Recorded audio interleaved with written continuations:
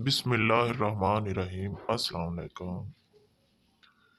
General Ziaul हक एक ऐसे शख्स थे कि इन्होंने सदर के ओहदे पर रहने के बावजूद भी कोई मफाद हासिल नहीं किया था। इन्होंने जो इस्लामाबाद में घर बनवाया था वो बैंक से कर्जा लेकर बनवाया था और उसकी किस्तें अपनी तनख्वाह से कटवाते रहे थे। जनरल ज़ियाउल हक ने खाना काबा में नमाज की इमामत करवाई थी।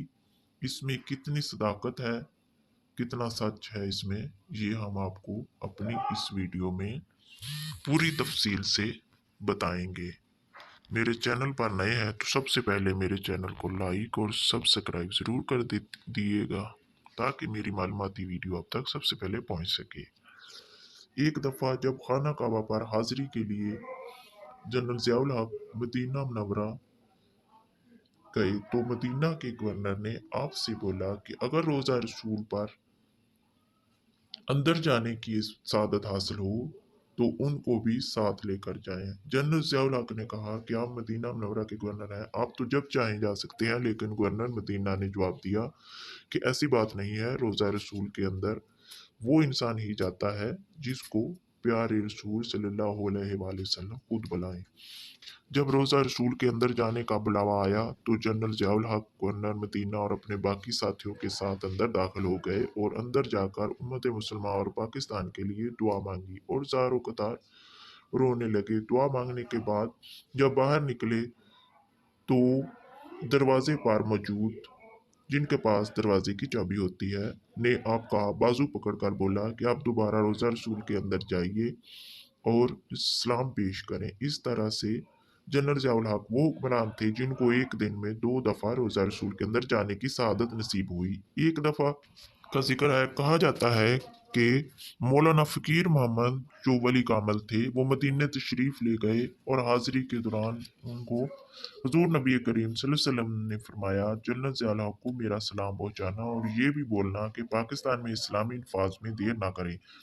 जब ये पैगाम मौलाना फ़कीर मोहम्मद जनरल ज़ियाउल हक को दिया तो आप इतना रोए कि आंसुओं की झड़ी लग गई। इसीलिए जनरल साहब बहुत जल्द इस्लाम का नफाज चाहते थे। ये सानिया जनरल ज़ियाउल हक की शहादत से 8 माह पहले का है। इस दुनिया में कोई ऐसा शख्स मौजूद नहीं है जिसकी हर कोई हमायत करता हो और इसके खिलाफ भी ना होगा।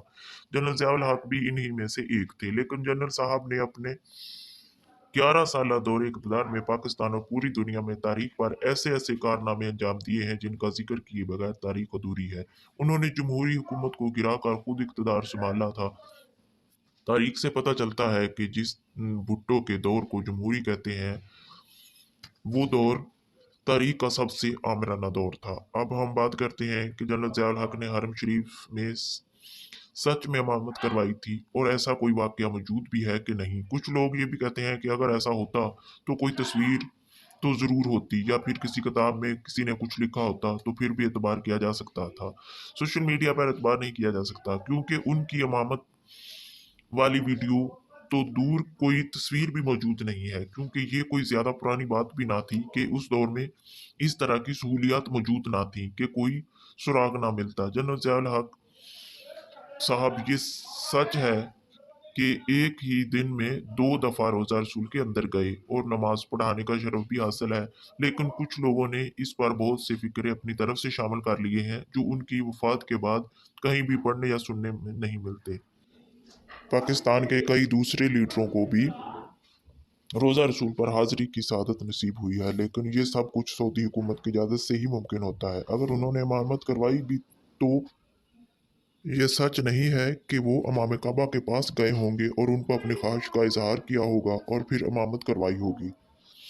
जनरल ज़ियाउल हक वो लीडर हैं जो अपने खिताब से पहले कुरान पाक की तिलावत करते थे और ये पहले से बताया जाता था कि खिताब से पहले तिलावत की जाएगी। इसी तरह सोशल मीडिया पर कुछ बातें ऐसी होती हैं जो अपनी तरफ से शामिल कर दी जाती हैं जिनमें कोई सदाकत नहीं होती। जी नाजरीन, आपको मेरी वीडियो कैसी लगी? वीडियो पसंद आए तो मेरे चैनल को लाइक और सब्सक्राइब ज़रूर कर दीजिएगा ताकि मेरी मालूमाती वीडियो आप तक सबसे पहले पहुंच सके। अल्लाह हाफिज़।